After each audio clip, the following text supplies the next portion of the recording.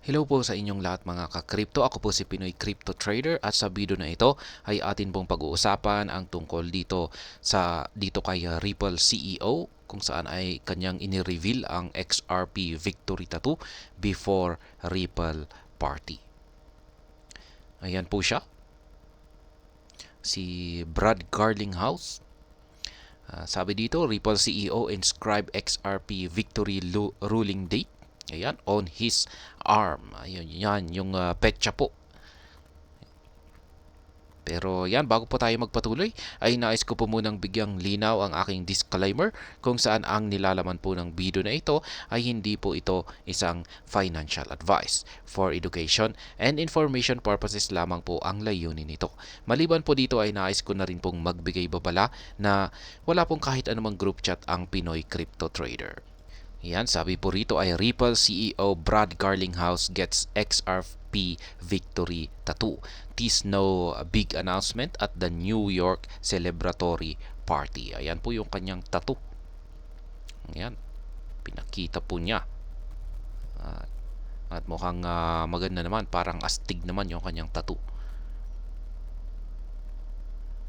Ayan.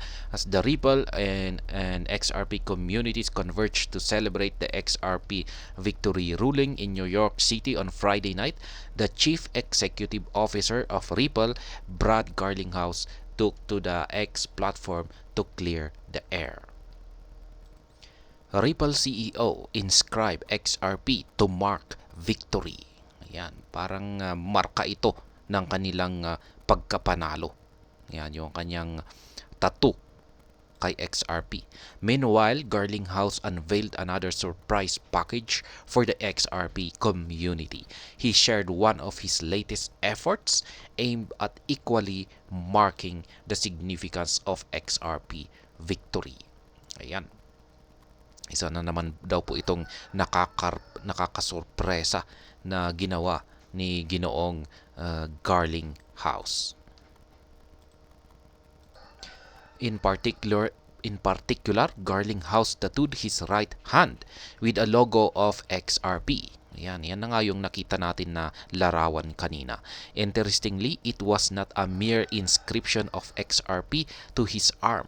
A closer look at the image he posted showed that the XRP tattoo also contained an inscription of the date XRP got the non-security ruling from the United States Court.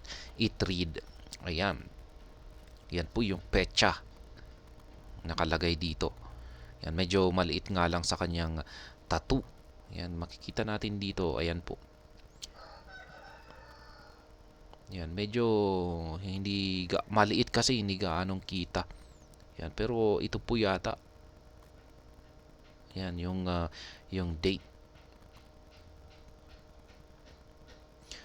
Expectedly, Garlinghouse action sparked massive reactions from the XRP community and beyond.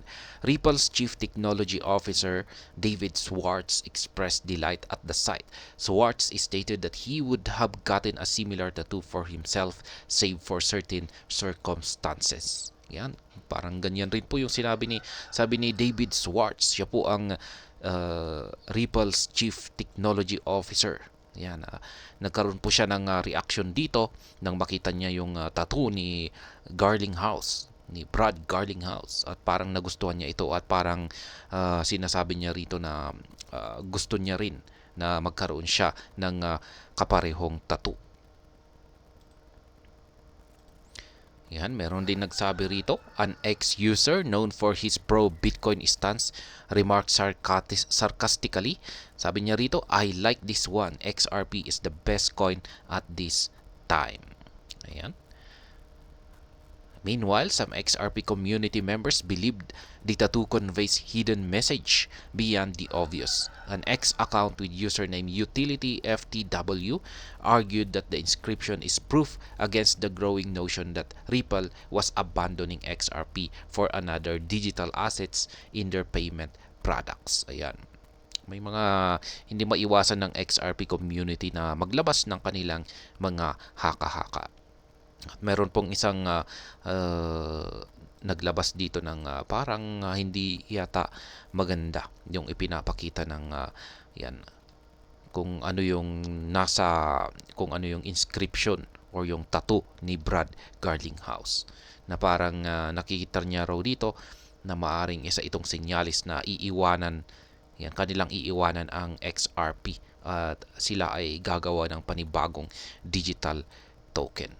Ayan. Pero para sa akin naman ay mukhang yung ginawa ni Brad Garlinghouse dito na pagpapatato ng logo ni XRP dito sa kanyang katawan ay parang nagpapakita naman ito ng kanyang pagka todo suporta, or pwede nating masabing obsession na rin ito, kasi halos parang pinatatupan niya yung logo ni XRP dito at yung pagkapanalo, yung petsa ng pagkapanalo nito.